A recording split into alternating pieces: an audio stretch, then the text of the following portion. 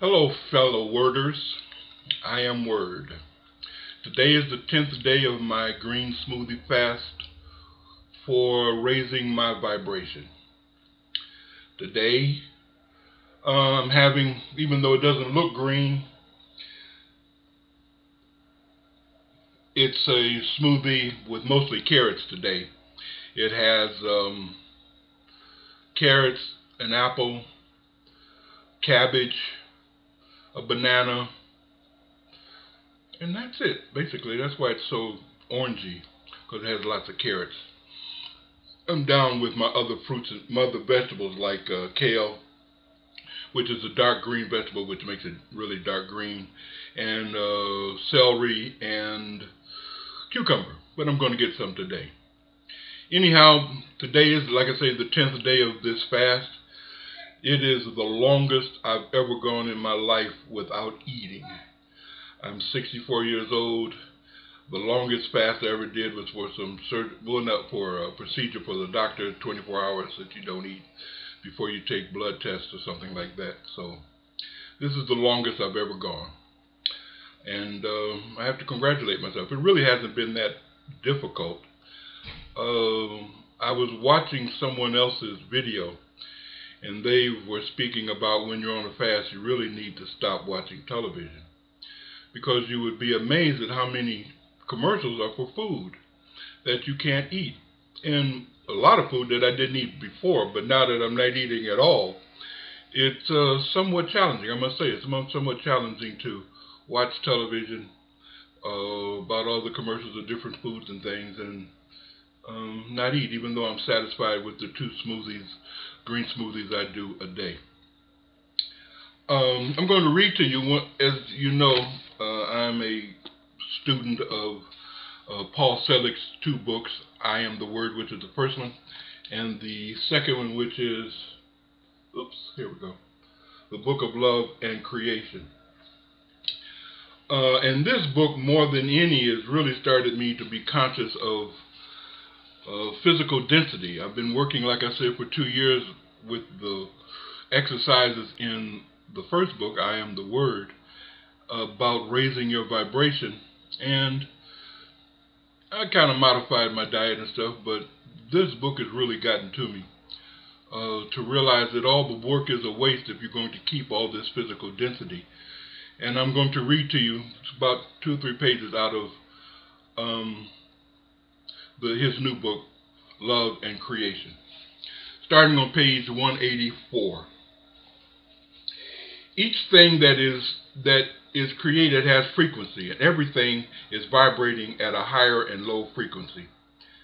As you move upward in your own consciousness, you have to bring with you that which you are, which requires the body to then begin to transition to the new frequency as well.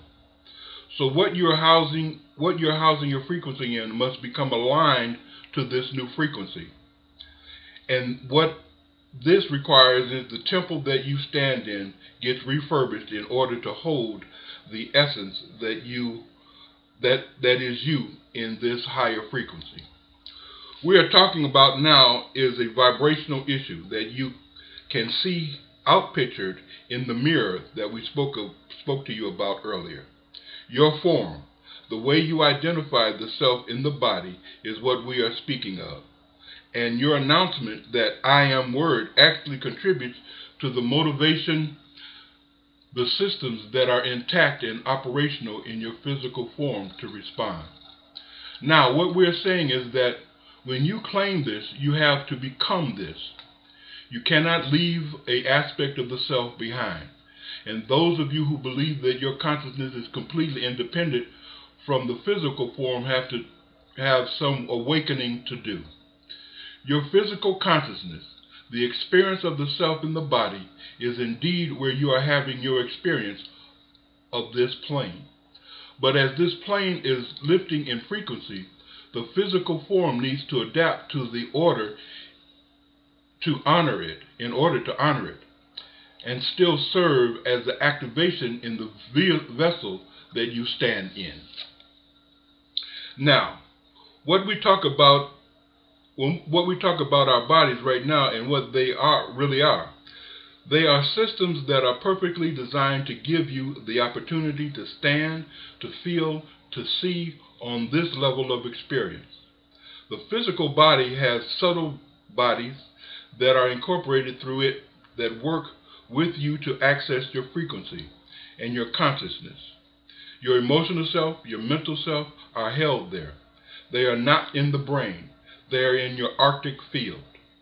Now, as you begin to understand that the work that is actually happening here is happening in the level of frequency, the physical body begins to shift in response to what you have created in your subtle bodies.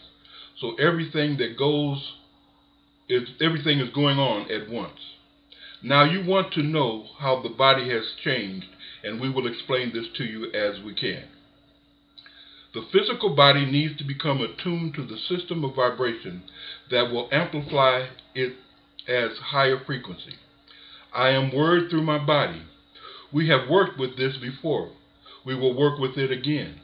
I am word through my body realigns the physical body in accordance to the divine self, the perfected self, to realize itself in manifestation. This does not mean healing. This does mean change. Because the sickness that is held in the body is the result of the lower thought, and the consciousness can be claimed in word, then moving into higher frequency. Now, we're not telling you that if you mutter a few words, you will change a pattern that has been held for a long time that is now manifesting as disability or an illness. But we will tell you that shifting your frequency to a higher level is where the healing will occur. I am word through knowing myself as word. This is the decree that aligns consciousness to remembrance of the divine self as truth of who you are. Now, the resistance to this, as we have said again and again, is cultural. And as you move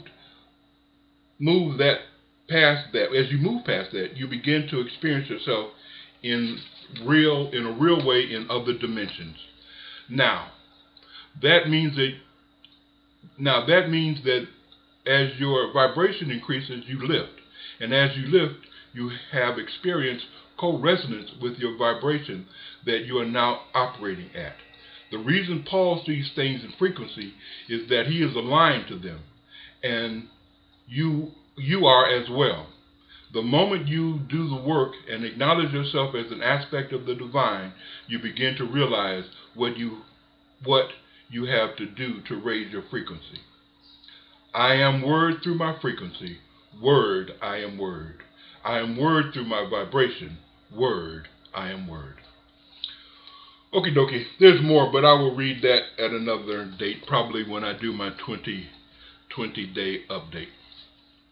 One of the other interesting things I've learned since I've been studying fasting and researching fasting, Dick Gregory, who is a civil rights worker and activist, and he's been fasting for years, almost 20-30 years now. I was reading some information about him that I found very interesting. Now, the two books, both I Am the Word and Creation, the Book of Love and Creation, talk about it also, but in a different way, about losing fears. There's an exercise in both books, if I'm not mistaken. I know in the last book, there are exercises to release your fears and obstacles and things like that. But Dick Gregory talks about the results of fasting, his results of fasting. The long fast puts the entire body through a cleansing.